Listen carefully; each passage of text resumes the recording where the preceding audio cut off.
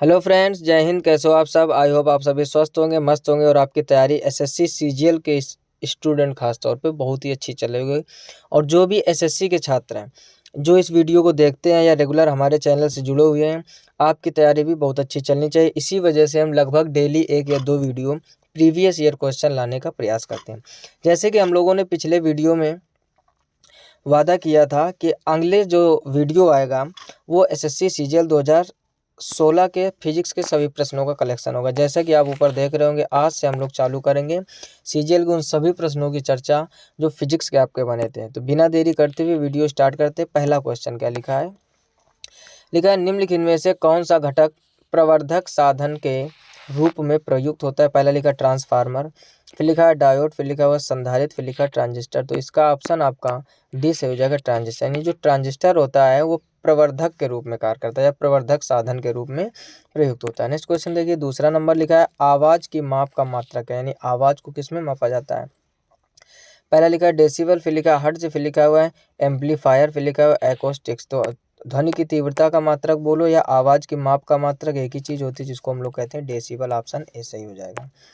Next question देखिए, तीसरा number लिखा है, वो रेफ्रिजरेटर में सामान्यतः किस शीतलक का प्रयोग किया जाता है? पहला लिखा अमोनिया का, फिर लिखा नाइट्रोजन, फिर लिखा फ्रेऑन, फिर लिखा ऑक्सीजन। तो इसका ऑप्शन आपका सी से हो जाएगा, फ्रेऑन। यानी जो रेफ्रिजरेटर होता है जिसको हम लोग फ्रिज बोलते हैं, फ्रिज में सामान्यतः किस शीतलक का प्रयोग किया जाता है? नहीं, एक तरह से कौन सी गैस होती है? तो वो होती है आपकी फ्रेऑन। नेक्स्ट क्वेश्चन देखिए, चौथा नंबर लिखा है, इलेक्ट्रॉनिक्स में आईसी का पूर्ण रूप क्या है? पहला लिखा इंटरनल सर्किट, फिर लिखा है इंडिपेंडेंट सर्किट, फिर लिखा है इंटीग्रेटेड सर्किट, फिर लिखा हुआ है इनबिल्ट सर्किट। तो आई सी का आपसे एक तरह से फुल फॉर्म पूछा गया, यानी पूर्ण रूप, तो उसका होता है इंटीग्रेटेड सर्किट। ऑप्शन सी इसका सही हो जाएगा। नेक्स्ट क्वेश्चन देखिए, 5वां नंबर लिखा हुआ है, अर्क वेल्डिंग में आर्गन का प्रयोग किया जाता है क्योंकि? लिखा है धातु के साथ इसकी उपक्रांतिकता कम होती है। बिल्कुल बात सही लिखी, पहला ही ऑप्शन इसका सही हो जाएगा। यानी जो आर्क वेल्डिंग होती है में आर्गन का उपयोग या प्रयोग किया जाता है क्योंकि धातु के साथ इसकी जो उपक्रांतिकता है वो कम होती है। पहला ऑप्शन सही हो जाएगा। नेक्स्ट क्वेश्चन देखते हैं, 6 नंबर लिखा हुआ, पानी में से पैदा होने वाले बुलबुले में जो चमक होती है वह किस प्रक्रिया के कारण होती है? पहला लिखा प्रकाश के परावर्तन के कारण, फिर लिखा है प्रकाश के अपवर्तन के कारण। आगे ऑप्शन देखते हैं इसके, लिखा हुआ प्रकाश के संपूर्ण आंतरिक परावर्तन के कारण, फिर लिखा हुआ प्रकाश के प्रकीर्णन के कारण। तो इसका ऑप्शन आपका सी सही हो जाएगा। यानी पानी में से पैदा होने वाले बुलबुले में जो चमक होती है वो प्रकाश के संपूर्ण आंतरिक परावर्तन के कारण होता है, या पूर्ण आंतरिक परावर्तन जिसको हम लोग बोलते हैं शॉर्टकट में TIR, या इंग्लिश में टोटल इंटरनल रिफ्लेक्शन, उसी के कारण होता है। नेक्स्ट क्वेश्चन देखिए, 7वां नंबर लिखा है, प्रकाशिक यानी ऑप्टिकल फाइबर में सिग्नल कैसे प्रेषित होता है? पहला लिखा है सीधी रेखा में, फिर लिखा है घुमावदार पथ में, फिर लिखा है संपूर्ण आंतरिक परावर्तन के कारण, फिर लिखा है अपवर्तन के कारण। इसका भी ऑप्शन आपका सी सही हो जाएगा, संपूर्ण आंतरिक परावर्तन।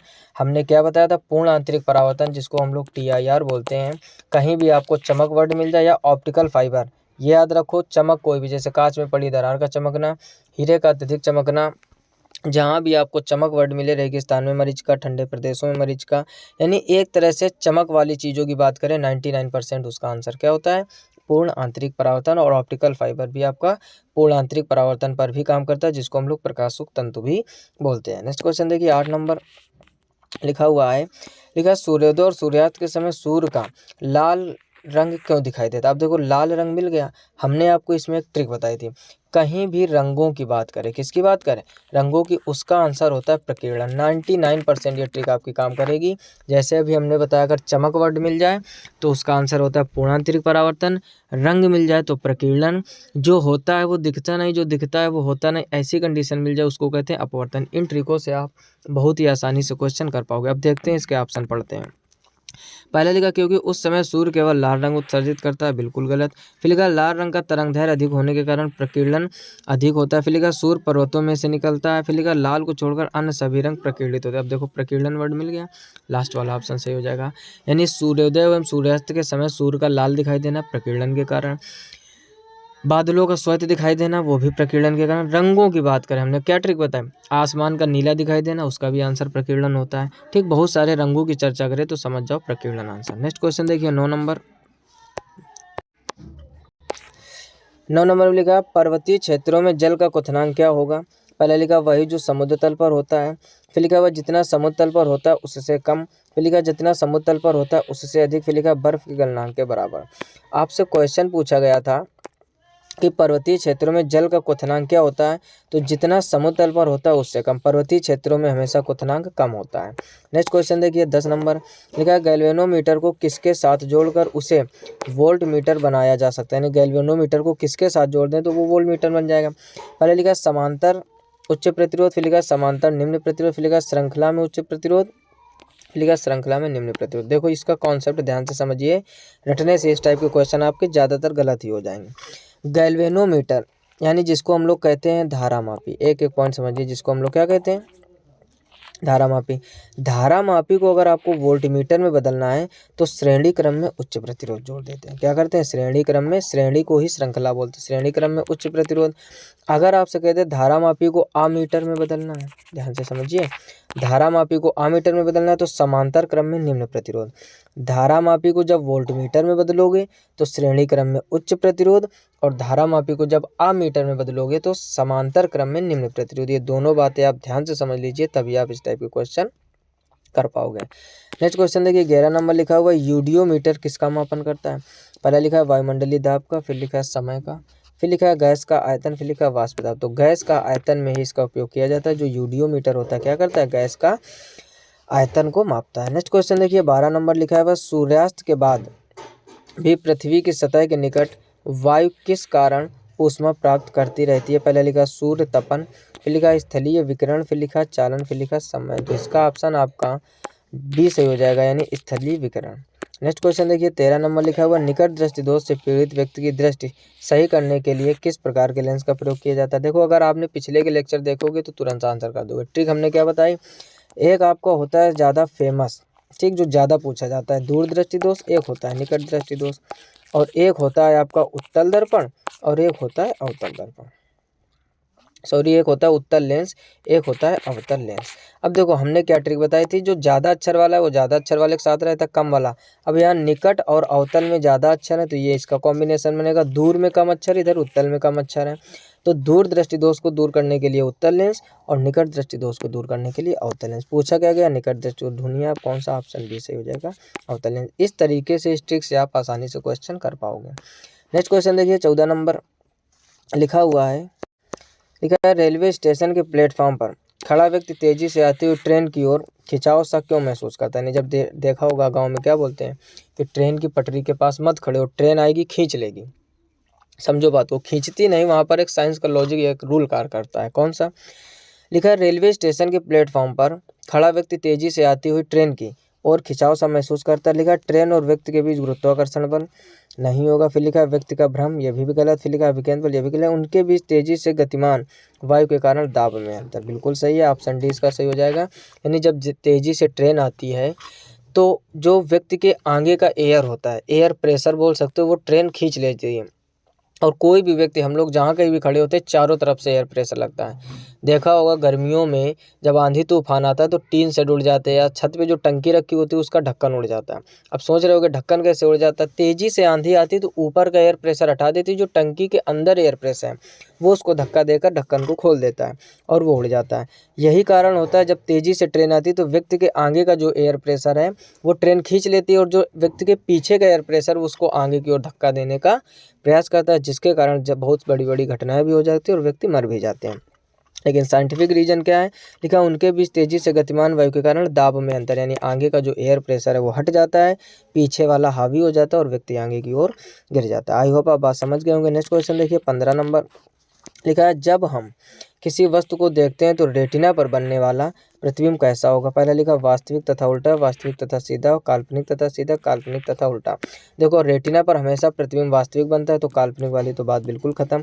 दूसरी चीज, रेटिना पर प्रतिबिंब हमेशा उल्टा बनता है तो वास्तविक और उल्टा पहला ही ऑप्शन सही हो जाएगा, और यहाँ पर लिखा सीधा, इस वजह से भी गलत हो जाएगा। देखो आपको सही ऑप्शन पता होना चाहिए, और गलत वाला क्यों गलत है ये अगर नॉलेज हो गया तो यकीन मानिए आपका कभी ऑप्शनल क्वेश्चन जल्दी गलत नहीं होगा। नेक्स्ट क्वेश्चन देखिए 16 नंबर लिखा है गतिज ऊर्जा किस प्रकार निर्भर करती है। पहला लिखा है गतिशील चलनशील पिंड के वेग पर, या गतिशील पिंड के भार पर, या गतिशील पिंड के दाब पर, या गतिशील पिंड के वेग तथा भार दोनों पर। पूछा क्या गया कि ऊर्जा किस पर निर्भर, या गतिज ऊर्जा किस पर निर्भर करती है, तो यह गतिशील पिंड के वेग तथा भार दोनों पर, यानी v पर भी निर्भर करती है और w पर भी, दोनों पर निर्भर करती है। नेक्स्ट क्वेश्चन देखिए 17 नंबर लिखा हुआ है कि किसी पदार्थ में ताप परिवर्तन के दौरान संभारित ऊर्जा किस रूप में संग्रहित रहती है। पहले लिखा ऊष्मीय ऊर्जा, फिर लिखा गतिज ऊर्जा, फिर लिखा विभव ऊर्जा, फिर गतिज तथा विभव ऊर्जा दोनों। तो इसका ऑप्शन आपका बी सही हो जाएगा, गतिज ऊर्जा। यानी किसी पदार्थ में ताप परिवर्तन के दौरान संभारित ऊर्जा किस रूप में संग्रहित होती है, तो वो केवल गतिज ऊर्जा के रूप में संग्रहित होती है। नेक्स्ट क्वेश्चन देखिए 18 नंबर लिखा है रेडियो की ट्यूनिंग के लिए प्रयुक्त घटक मूलतः, फिर खाली स्थान होता है। पहले लिखा प्रतिरोधक, फिर लिखा संघनक, फिर लिखा प्रेरक और फिर लिखा हुआ ट्रांसफार्मर। तो इसका ऑप्शन आपका बी सही हो जाएगा, यानी संघनक। यानी रेडियो की ट्यूनिंग के लिए प्रयुक्त घटक मूलतः एक संघनक होता है। नेक्स्ट क्वेश्चन देखिए लिखा हुआ 0 डिग्री केल्विन किसके बराबर होता है, 273 डिग्री, या -273, या 0 डिग्री सेंटीग्रेड, या 100 डिग्री सेंटीग्रेड। तो ये होता है आपका ऑप्शन बी -273, यानी -273 डिग्री सेंटीग्रेड जो सेंटीग्रेड में वैल्यू है वही केल्विन में है 0 डिग्री के बराबर। नेक्स्ट क्वेश्चन देखिए 20 नंबर और इस लेक्चर का लास्ट। ट्रांसफार्मर किसे परिवर्तित करने की युक्ति है। पहले लिखा डीसी को एसी में, बिल्कुल गलत, कभी भी ट्रांसफार्मर डीसी को एक्सेप्ट ही नहीं करता है। फिर लिखा कम वोल्टेज डीसी को, डीसी की बातें नहीं होगी, फिर गलत हो गया। फिर लिखा कम वोल्टेज एसी को उच्च वोल्टेज एसी में, बिल्कुल सही, ऑप्शन सी सही हो जाएगा। यानी जो वोल्टेज को कम अधिक कर सकता है, यानी ट्रांसफार्मर का क्या काम होता है, एसी को ही कन्वर्ट करेगा। अगर एसी का वोल्टेज कम है तो वो उसको बढ़ा देगा, डीसी का तो काम है नहीं होता। ये कन्फ्यूजन बिल्कुल भी नहीं रखना, तो ऑप्शन इसका सी सही हो जाएगा। तो यहाँ तक 20 क्वेश्चन हम लोगों ने कवर कर लिए और ये 2016 के फिजिक्स के सभी प्रश्न। ये था इसका पार्ट 1। ये कौन सा था, पार्ट 1। अभी 3 से 4 पार्ट और आएंगे, क्योंकि 2016 में फिजिक्स के लगभग 85 से 90 क्वेश्चन बने थे। एक ही वीडियो में वीडियो बहुत बड़ा हो जाएगा, 20-20 क्वेश्चन करके करवाते, ताकि आप आसानी से उसको तैयार कर सको। अगर आप चैनल पर पहली बार हो तो ज़रूर सब्सक्राइब कीजिए। अगर 2017 के, 18 के, 19 के, 20 के ये सभी प्रश्न नहीं देखे हैं तो प्लेलिस्ट में जाकर वहां से ज़रूर विजिट कीजिए। और जो भी आपके दोस्त तैयारी कर रहे हैं उससे कि उनके पास ज़रूर शेयर कीजिए। जितनी ज़्यादा आप शेयरिंग करोगे उतना ही ज़्यादा हम आपके लिए मेहनत करने का प्रयास करेंगे। फिलहाल में इस वीडियो में इतना ही, मिलते हैं नेक्स्ट वीडियो में। तब तक अपना ख्याल रखिए, अच्छे से पढ़ाई करते रहिए। तब तक के लिए जय हिंद, राधे राधे।